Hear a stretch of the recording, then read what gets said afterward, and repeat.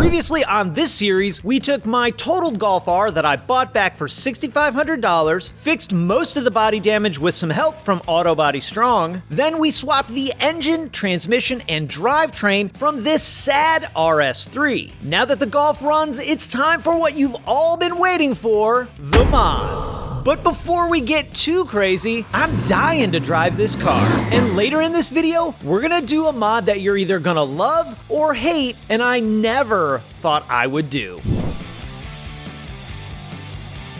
On our quest to put all the little things back in this car so we can finally drive it, it's time to get the radiator, the condenser, my Stage 5 custom core support build, and then our Unitronic intercooler. This front assembly was one of the places that we had to do the most amount of figuring. At the start of this project, Paul and I test fit several options for the core support, the radiator, condenser, and the bumper. While there's a ton of different ways we could have made this work, here's how we did it. I took the top side of the Golf core support, this plastic piece right here, because that's where the Golf hood latch is mounted, and the RS3 has two, Golf only has one. So we needed this upper portion. And we kind of needed the bottom portion of the RS3 because that is where the charge cooler mounts up. In order to do that, I cut the RS3 one and I plastic welded them together. The other thing you might notice is we have this bright aluminum bumper instead of the steel one from the Golf. Our Unitronic intercooler is huge and it comes up to probably about here on the back side of the bumper. I would have had to cut the Golf bumper completely apart. And my goal for this kind of stuff is not immediately to get the saw out and start hacking. RS3 bumper fits no problem. It's aluminum, so it's lighter, which is a bonus. The Golf core support mounts to the Golf bumper with this bolt right here. We don't have that on the RS3 bumper. So I made this little bracket right here and I added another riv nut here. So it bolts in two spots and then this bracket just bolts up on top of the RS3 bumper. So,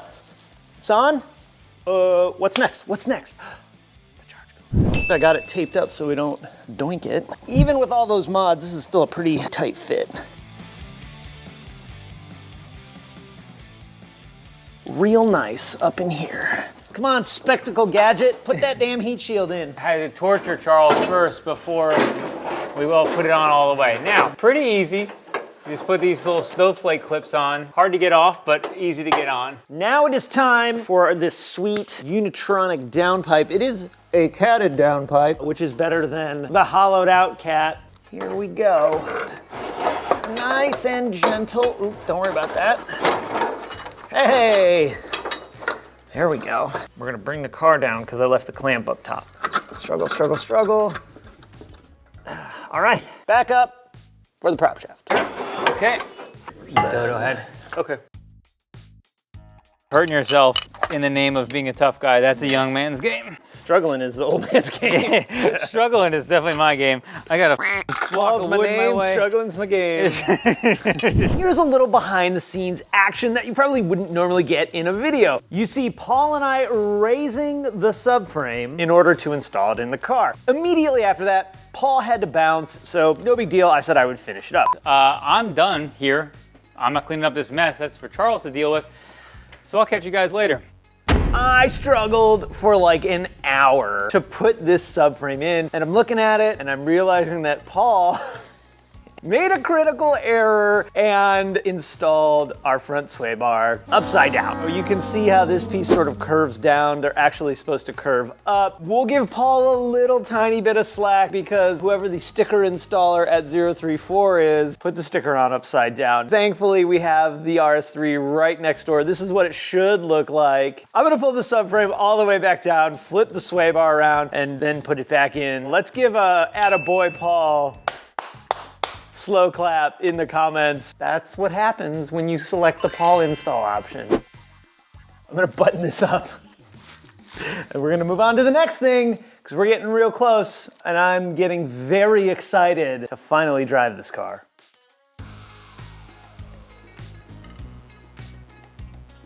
All right, choo choo, it's time to do our brakes. Now you may remember when we were first swapping stuff over, we tried to take the caliper, the rotor, the dust shield, and all of that, and just move it, boop, right over to the Golf. And while everything bolted up, we were like a couple of millimeters off of proper fitment. So the solution moved from an RS3 rotor over to a TTRS rotor. The brakes I'm going with are a 034 two-piece rotor, 034 brake lines, and an EBC red stuff pad. That wasn't my first pad choice, but it's a really popular pad. I figured I'd get some experience with it. Now in theory, this is gonna bolt right up, so let's test that theory. We're gonna spend a few minutes cleaning all this stuff up. Likely at some point I will end up having these calipers powder coated. These RS3 front brakes are a huge upgrade. Not only are they 8 piston calipers, but it uses 4 brake pads. Each one of these brake pads is basically the same size as a rear brake pad.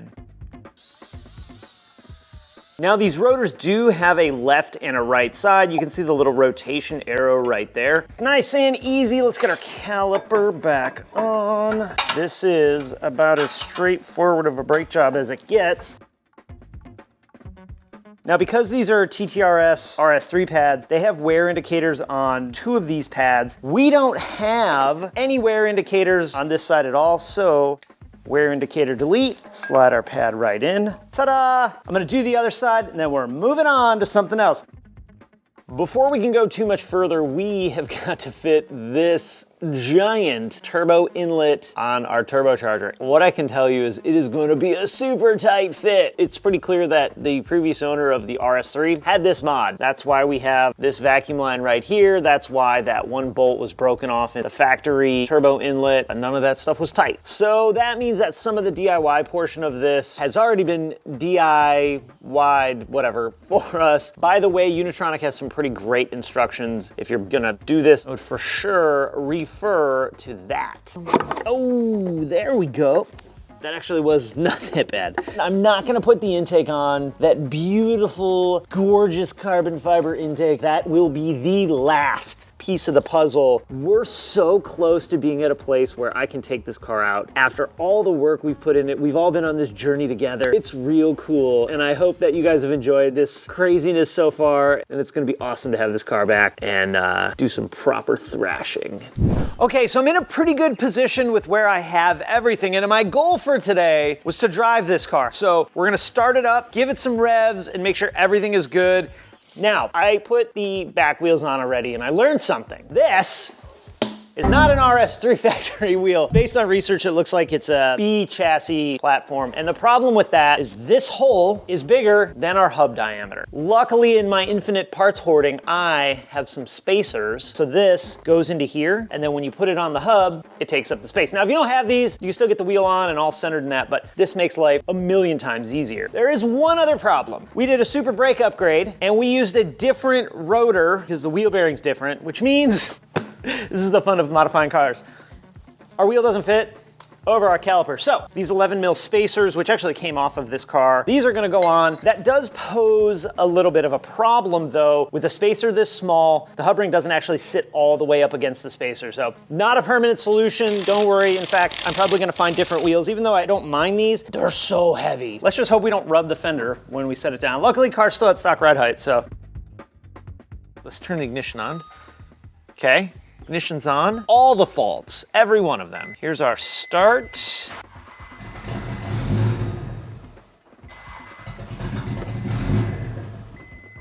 Why does it keep dying? I got no pedal control. Oh wait, let me plug the shifter in. Maybe it was. Apparently that was the problem. A lot of these cars will run with no like intake and charge cooler in that. This one may be a little bit more sad.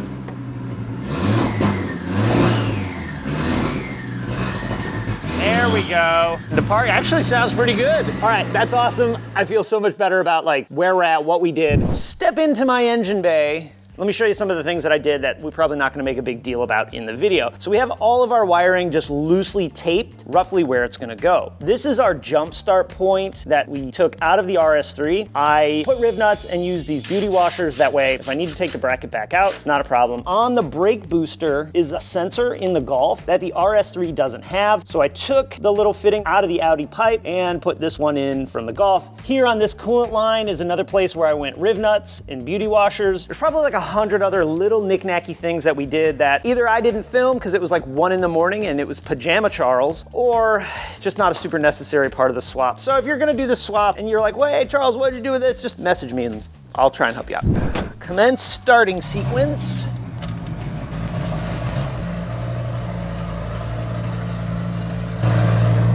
Okay, here we go. It's probably really loud. Third gear. So we got shifty. It runs and drives. Plethora of warning lights on. The temptation to just hammer it is so strong. Those crackles and pops. So we're not gonna go crazy. I got no seatbelt. I just wanted to swing it around the block. Runs, drives, shifts. Let's go. This is awesome. Ugh. So hyped. Now we gotta get back to work though. It's time to do the most polarizing thing so far, modify the suspension. Now in the past, I've hated every single air ride car that I've ever driven that didn't come that way from the factory. To be fair, most of those have been like Mark IV, Mark V, so maybe it's not all bad. The main reason I chose to go air on this car is we have some spicy aesthetics coming, and I think air suspension is going to be the perfect solution. Now the awesome thing is if I end up hating this setup, I have someone to blame, and that's my good buddy John from Ludwig's Garage. Not only is he a good friend, but he's got an awesome YouTube channel where he documents all of his wild builds. You definitely want to check him out, and make sure you subscribe. I'm John Ludwig. I collect, modify, and bag unique old cars, most of which no one's ever really heard of. And I'm here for this project to help convince Charles that going air suspension is the way to go.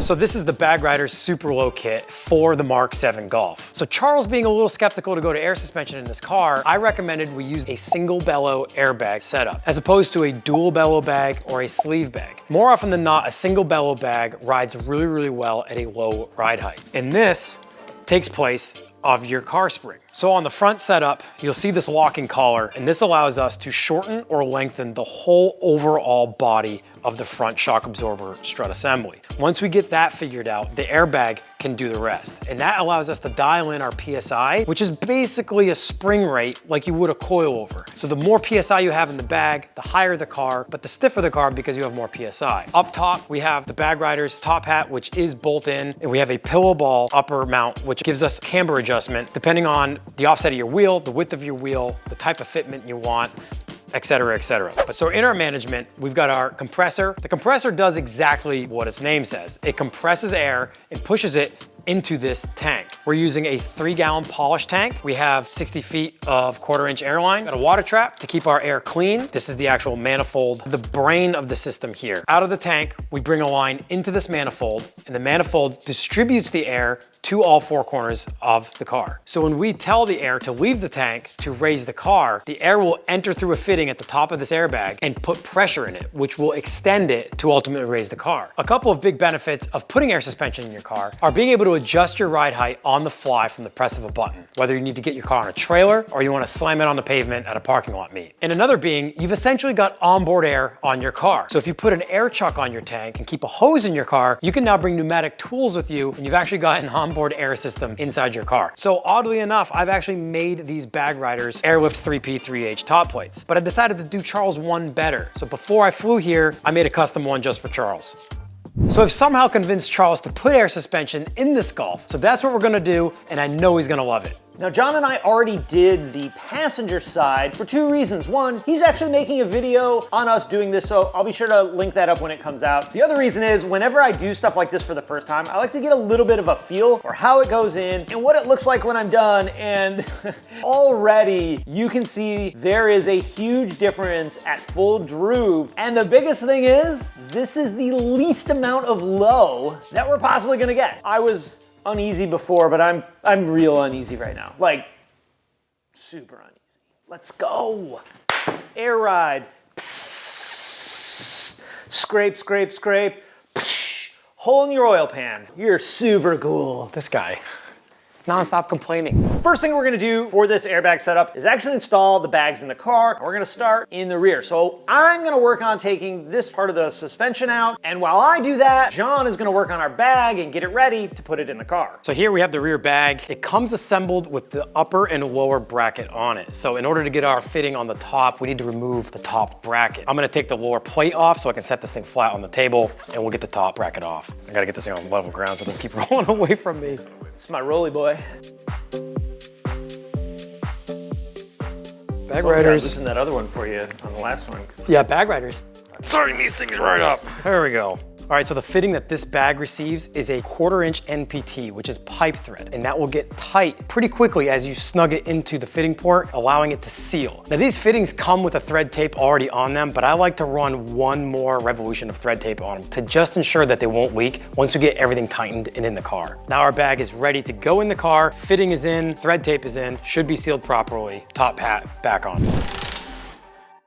So, spring out. Ah, good catch. See that? I caught that. By the way, I'm gonna show you guys something. So, factory spring. Remember, this car was stock ride height. John, can you hand me that bag? Stock. Factory. Millions of dollars in R&D from Volkswagen. This is the airbag we're about to put in. Insanity. Also over here, I gotta be real careful. If I scratch any of this up, I think Juan might kill me. This is a obnoxiously long shock for this car. This is actually an all-track. A good buddy let me borrow this because the one on this corner was like that. That's full extension too. That'll go shorter. I'm questioning my life choices right now. No joke, I know I've been crapping on Air Ride, but I think we gotta give it up to the guys at Bag Riders because this does seem like legit quality. Just like out of the box, it seems like they really did a great job with their R&D and putting everything together. And after I bought the kit, they got it to my door lightning fast, which is huge because Wookiees is right around the corner. They tell you not to adjust anything. They set it up, you put it in the car, run it how they said, and then adjust from there. I have a feeling we're gonna end up taking this and raising this whole piece up. You kind of want to drive somewhere in the middle of your max high, max low. We do have to swap this top hat over. It's important to note that there's actually a bushing inside of this piece. So if your car has like 100,000 miles on it and you're doing any kind of suspension work, probably a good idea to put a new one of these on. That even the right way? Yeah, you went the right way. I thought about that too. He's going the right way. If your shock absorber is completely blown out, I'll cut you some slack on zinging it with an impact. So we're not gonna use the dust boot. We're not gonna use the OE bump stop. When we did the other side, John just went, yeet. Ain't nobody need a bump stop. So I'm tightening this top hat for the rear shock absorber on my Golf R. Inside the shock absorber body is a little Allen hole we need to hold while we tighten that nut. We have this gear wrench, pass-through wrench. Put the ratchet with the pass-through socket on the nut. Put the Allen through the socket, just like that. Before I put this shock absorber in, I want to point something out. Up in my cup, right there, is a damping adjustment, which is really awesome that these have adjustable damping. I don't love that this is super hard to get to, and you can't really like see where you're at when you turn it, like you can just roll it one way or the other. All right, shock absorber in. Oh God. Shock absorber in, and also I have to tell you every time, no drinking games for torque to yield bolts. John asked me if I had heard of some movie, and I was like, is it Star Wars? Like, no, I'm like, then I haven't seen it. Also, I hit that bolt right into my finger. So here's our bag. We're gonna load it in. There's like plenty of room to just drop that thing right in. On the bottom here, where John took this plate off, this actually goes up under the control arm and bolts the bag to the control arm, which is actually awesome. This little conical device, I don't know what the right word is, but it mates up to this little hump right here. So this is a stalactite, and then this is the hole that the stalactite goes. I want to take this opportunity to say that I love bagging a car with Charles. Not only is he constantly saying how much of a bad idea this is, but the words and terminology he uses for bagging a car is quite funny. That's right. If we can learn anything from our good friend Thor, all words are made up. We need to make sure we pay attention to the orientation of our airline. If I put this in and tighten everything down with our fitting facing out, not a huge deal, but I'll have to loosen it and then reclock it and then snug it back down. That's so ridiculous. That's what I like to see. They call that dirt nasty low. And that is the highest it's gonna go. It's only going lower than what it is right now. I think we're headed in the right direction. John's like, get this monster truck out of here. Yeah. So we're pretty set here in the back. Something that I think Paul mentioned a few episodes ago, and we're gonna have to account for in the front and the rear, is our sway bar end links. These are adjustable ones from 034. I have adjustable ones for the front too, but I actually don't know. We looked at them real quick earlier. They might not be small enough. So this is full extension where you wouldn't even want to drive at this point, because this is like the shock fully extended. What that says to me, if this is what I want like my driving height to be, we will have to make some adjustments and extend out that shock absorber body. And Michelin tires are a little chunky anyway, so I have these. So if I can avoid having to buy wheels for now, I think I like that choice. Right, so what we have here is the front strut. Unlike the rear, the front strut has the air fitting on the bottom bracket. This air fitting is facing the inner wheel well. So because of the space requirements there, we're gonna be running a 90-degree elbow fitting out of the back of that. So this 90-degree elbow fitting we're gonna be putting into the strut on the front. A lot of people will use a Teflon liquid paste. Sometimes they're a little difficult to get started if you put a lot of tape on them, but we're gonna wanna index this and point this in a certain direction. We don't wanna strip it out, but we also want it tight enough. So you kind of have to play that game to where you're getting snug in the direction you want to point it in, and then plumb the whole system, see if you have an air leak. If you do, you might be able to go one more full revolution and continue pointing in the right direction. Now that feels pretty snug. This is a never-ending strip of thread tape. The rear airbags aren't going to move at all. The front, however, are going to turn with our wheels when we turn our steering wheel. So we're going to be using a stainless steel braided airline off of the front strut through our inner fender to safety, essentially, where we run our plastic DOT airline to the back.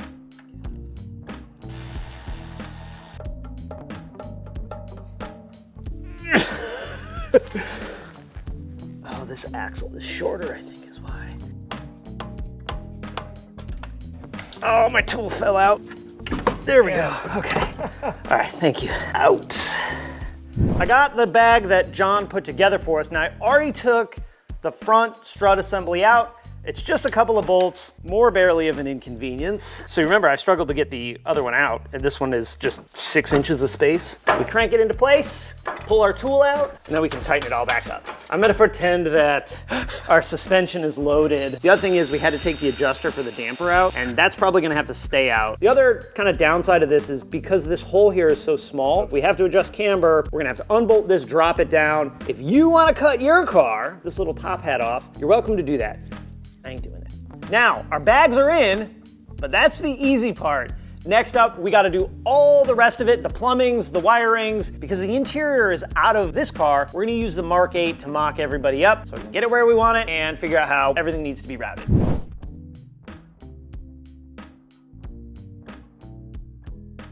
Okay, so after many deliberations, John and I think we have what is going to be a really cool, clean setup. We're gonna mount the compressor there. We're gonna take manifold and mount it In the back as well. back in the back. You won't see any of that, but what you will see is the tank, and we'll mount it centered right about here so that I can still flip this up and access my underneathy bits. It's really key to make this as modular as possible so everything's serviceable. Right. And you see so many people doing so many different things. Yeah. Crazy displayed hard lines, people hide it completely. You did have no idea the car's on air. We're working with what we got for space. Yeah. It's time to get our Bazooka Joe back in the shop. We're gonna run some lines. All right, so we got our hole drilled in the factory grommet. We're gonna take the 60 feet of 1/4-inch DOT airline, and we're gonna start running our airlines. The theory right now is we're gonna leave the spool at the back of the car so we don't overuse any of the line that we need for where we're going with it. We're gonna run this to the passenger front because that's the longest line we need to run. Once we get to our front wheel well, we'll trim it back here with excess so we've got enough to route it inside the trunk. All John is doing is just taking like a string of zip ties to the battery cable where we can loosely hang that right front line, come up, firewall, and around to this corner. So we just finished running both front airlines. They had their own little battles, but every car does because each car is different. Charles helped run the right front. I helped. John said I helped. Thanks, buddy. This has been a team effort. I helped get it to the engine bay. Charles ran it along the firewall, and that was A-okay with me because he got in there and got both hands dirty. That part sucked. He actually got both hands dirty because he lost the gloves, and then I got something in my eye and my toe hurt. Here's my take so far. Why the hell would anybody do this? This is 80 times more work than buying a good set of coilovers, taking what good things the factory did and making it worse. I think he calls this weird hour. Yeah, oh yeah, they know. It's feeling a little weird. We would have been done yesterday. He's just doing this to punish me because he calls me and he goes, hey man, I really want to bag a car and I want you to be a part of it. That never happened. I can promise you those words have never come out of my mouth.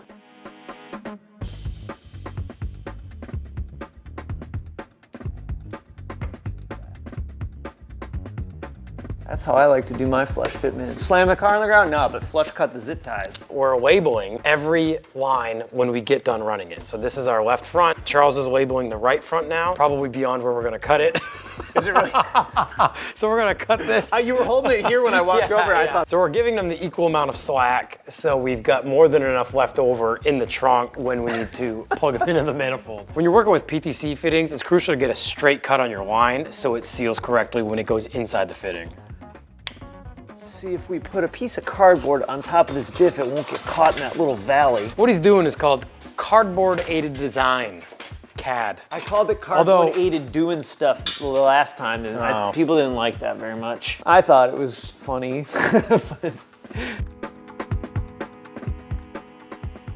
Check out what cool thing I just found. There's a stud right here. I have these little stud zip tie guys. We can clip this right on here. Sweet, that actually is awesome. That was easy. What we're gonna do next is we're going to trim those lines nice and straight. We have all 4 of our airbag airlines run with enough slack in case we need to move any of the management around. You never wanna cut them too short because that'll mean you'll have to run a whole new airline. What's really cool about this setup is it all comes in underneath the subwoofer. So we've got our shortest airlines running to each rear airbag, but our front ones come along the side of the fuel tank here. They follow along all these factory airlines that will get covered by a belly pan and right up into the engine bay. Here's where our lines come into the engine compartment. Our driver's side goes that way. Our passenger side comes along here, behind this shield, around behind the ABS module, and into the wheel well.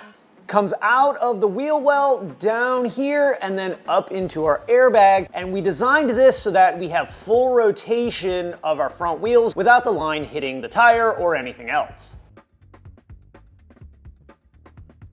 All right, so we've plumbed the tank. We've got our fittings in, everything's tight. Tanks come in an array of different port orientations. The ports we are using are the 2 ends and the bottom. We've got our water trap on our compressor side. We're gonna run our air in through the water trap, through the tank, out of this fitting to our manifold to supply the airbags. In this situation, we're gonna have a really good and easy to use drain system for our tank. So we're going to run our water trap right out of the compressor, which creates the most condensation. But because of the drain system we're going to use, it's going to be real easy to get any of that out and keep our air lines to the airbags dry. We got our board. This is just a temporary board. We're gonna have to take it all back apart. We put the interior in. So that should lay underneath our false floor. And then we can go pss, pss, pss. So now that we have the manifold and the compressor in the car, we're gonna plug in our air lines to the manifold. The manifold is also labeled, so we're just gonna correlate what airline needs to go in what push to connect fitting. You wanna make sure you push in far enough to where a gentle tug out won't pull the line out and you know it's in all the way. So we plugged all 4 of the airbag airlines in, but you'll notice there's 2 empty fittings in the manifold. One of them is for the supply of air from the tank, and the other is for the exhaust, and that's gonna go outside the car, down through the same grommet our other airlines are coming in from. So we have our tank in the car. Again, this is not where it's going to end up. It's just where we're putting it for mock-up purposes. This is the tank drain. This will drain any moisture out of the tank that the water trap didn't already catch. And this last fitting here is a Schrader valve. And if our compressor ever fails, we can fill our tank from here, or we can also drain the tank from here. And that is all the plumbing in this car finally done. Okay, now that John has our car plumbed, old Charlie boy gets to do the wiring. The cool thing about this though, this is about as easy as you'll ever get to wire up an air ride system because our battery is in the trunk and it's gonna stay in the trunk. All we have to do is run 1 wire up to the front fuse panel, and you're gonna love the way I'm gonna do that. Here we go, wire spooling, ready? How disappointing. I'm also not gonna like hardwire this in just yet because I'm gonna have to take all this stuff back out when I put the interior in. So we have two things we need to run up to the front of the car. One, 15 power. The other thing is this USB plug, and that's gonna go to our little controller. There we go. Now we gotta make sure we got 15 power up at this fuse panel. Yes. I wanted to incorporate the 15 power in the fuse panel and the fuse as well. So we didn't have to use the little mini fuse like inline thing. I pulled a pin out of the Audi fuse panel and we have a factory-esque 15 power setup. Rad to rad. There we go. We're plumbed, we're wired. We got our controller ready. We just gotta turn the system on and hope that we did it right. And by we, I mean John. Here we go. She's on. All right, we got our key on. Let's see if our controller turned on. Hey, there she goes. All right, so the system turned on. Everything seems good there despite our makeshift setting up of everything. And that is a huge relief to Charles. When we start this system, we're starting with 0 PSI in the tank. So the compressor runs for quite a while to get to 150 PSI, which is what this system comes default for. But full droop, man, look at that wheel gap. Full droop. Yeah, that's what we want. I don't hate myself at all. Full droop, we've got like 3/4 of an inch of wheel gap. Coilovers and air suspension only go one way. Off and into the garbage. Back to factory. I got the bronze wheels from the Mark 8 on the front because that's what we needed to clear the RS3 brakes. So we're putting air in the bags to get the suspension raised so we can set the car down on these race blocks and get the lift arms out before we calibrate the system. No bacon fenders around here. This is basically like a triple safety check. And we're on the race ramps, that way if we need to get underneath it, we can. As you can see here, we are really up in the PSIs. We're just seeing what the overall lift and extension of the suspension will give us before he starts making his own alterations to where he wants to drive the car at. What the calibration is gonna do is it's gonna air the car completely down. It's gonna air it completely up, and that way it knows everybody's happy. Then max air out. At least the Charles version of that, but it'll be okay. Come on down.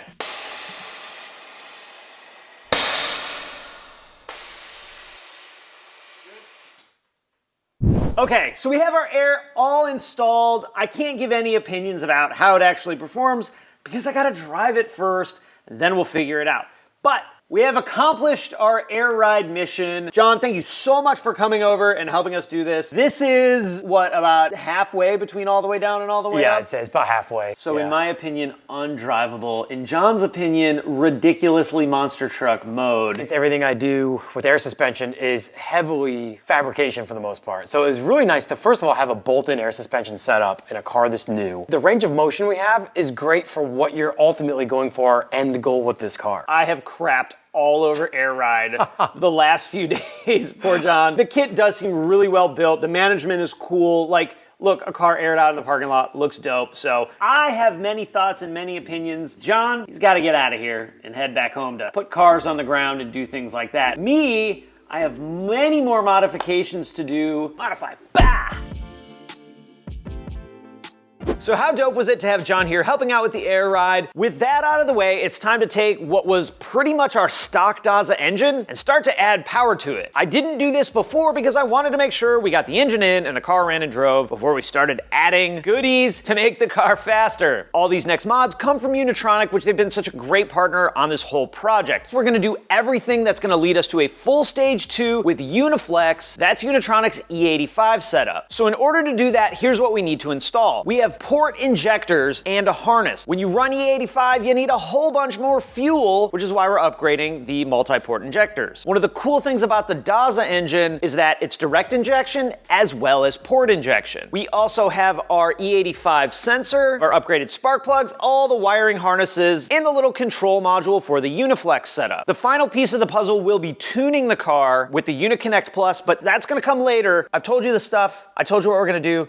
Now let's actually do it. Doing a multi-port fuel injector upgrade on this RS3 is really, really easy. It's a couple of hoses, a couple of connectors, 2 T30 screws, and you can remove the entire fuel rail. You may remember back when Paul and I first started looking at this car, this clamp right here was actually loose on the RS3. After seeing that and some witness marks on a couple of the bolts, I think we can Sherlock Holmes our way into almost being certain this car did have a fuel injector upgrade. And then when the car was totaled, the previous owner pulled pulled it out, kept it, sold it, but none of that really matters because we have it now and we're gonna take this fuel rail over to the bench to install our new injectors. I really prefer to work on the bench for doing these kind of jobs. All we have to do is remove the clips and wiggle each injector out. Do be careful though, because when injectors get old, sometimes they do break pretty easily. We also have a new harness for the new injectors because the connectors are different, and that makes this whole entire thing plug and play, which I absolutely love. Before going back in, I like to lube the new injector seals with a little bit of dielectric grease, and then go ahead and install them. 1, 2, 3, 4, and 5. Now we can take our harness and put it in the retainer, put the clips in that hold the fuel injectors in place, loop our retaining zip ties around, then we take our rail off the bench, back to the car, and reinstall it. Get our fuel line on, we'll bolt our rail down, hook our fuel line up, and move on to the next thing, which is the E85 sensor. The RS3 has a fuel connection just in front of the intake manifold. We're gonna remove that factory junction and replace it with our E85 sensor. There we go, there we go. Oh, don't drop your nut.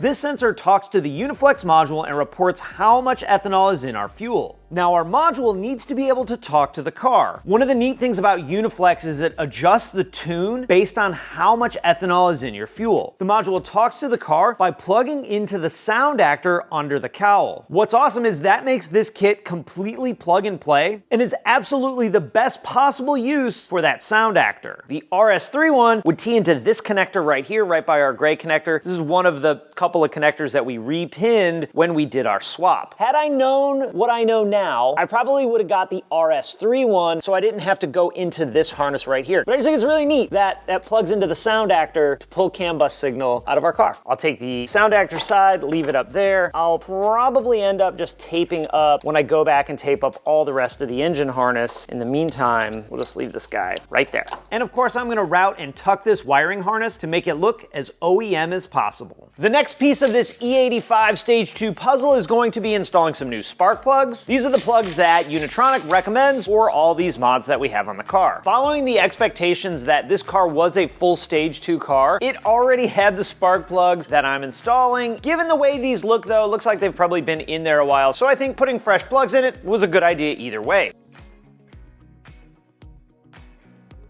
One suspension thing we didn't do with John is our rear sway bar. We're gonna go on the stiff setting, so we got stiff in the rear, soft up front. Now, if you said to me, Charles, I can only do one mod and I only have like 300 bucks, I would probably tell you that you need tires more than anything. But once you get your tires, a rear sway bar is gonna be an early mod in my opinion. When you wanna get in that spirited mode, it really helps the back end of the car rotate a little bit better. Back when Paul and I were first doing the nuts and bolts of the engine and transmission swap, we discovered that we had to use the Audi shift box. The bracket's different on the transmission, the cable's different, and we couldn't just use the Golf shifter. The only problem with that is the Audi shifter sits up like an inch and a half higher than the Golf shifter, meaning my shifter's like right here instead of, you know, being down here. Paul and I think we found the solution, which is a new bottom box. Now, in order to properly access this shift box, I have to remove the mid pipes, at least part of the prop shaft. I'm gonna see if I can sneak it out without taking the whole prop shaft out. And I have to remove this heat shield at the top of the tunnel that runs down the body. Ah, there we go. Ah, there it is. That was it. The terrible, awful noise that made. We did it. Okay, here's our RS3 shifter. Let me take this off so I can show you some of the difference. I really hope this works. I had to buy it from like German eBay. In theory, it should. They look almost identical except where they actually let the box bolt to. It sat there before. I'm gonna put all this back together. You've already seen Paul and I do this, so you don't need to see me do it again. I'm gonna give a good proper shout out to our man Paulie D. Cross-referencing parts and different cables and different boxes. The fact that we found an OEM solution always makes me happy. On the floor, I have 3 exhausts. We have the factory Golf exhaust, and we have the factory RS3 exhaust. Now, unfortunately, neither one of those exhausts are going to fit. So Milltech actually put together an exhaust that is sort of a love child of the 2 factory exhausts. So we have our Unitronic downpipe, then we have our Unitronic mid pipes. From the mid pipes, we have just one long pipe from Milltech that goes into our muffler, and then we have our exits out of our muffler. Now, we got some body kit things coming later that's potentially gonna create some problems for our exit. Milltech basically took this pipe from an RS3, this from a 7, and then the exits I think are from a GTI. This is like a custom exhaust that I may have to do some tweaking on. We're gonna do the test fitting, and I think it's gonna be fine.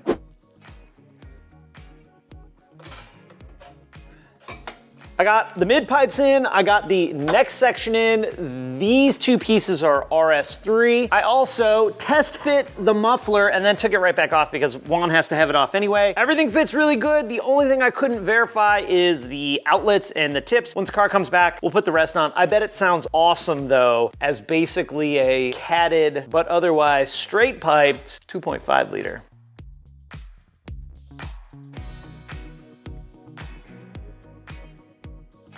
So we've pretty much done all the modifications we can do to this car, including the air ride, which I think I made it pretty clear how skeptical I was. I won't really be able to fully comprehend whether it was a good choice or a bad choice until we get some miles on the car and see how it drives and performs. But what I will say is there is a cool factor to be able to tap a couple of buttons on your phone and the car lower down.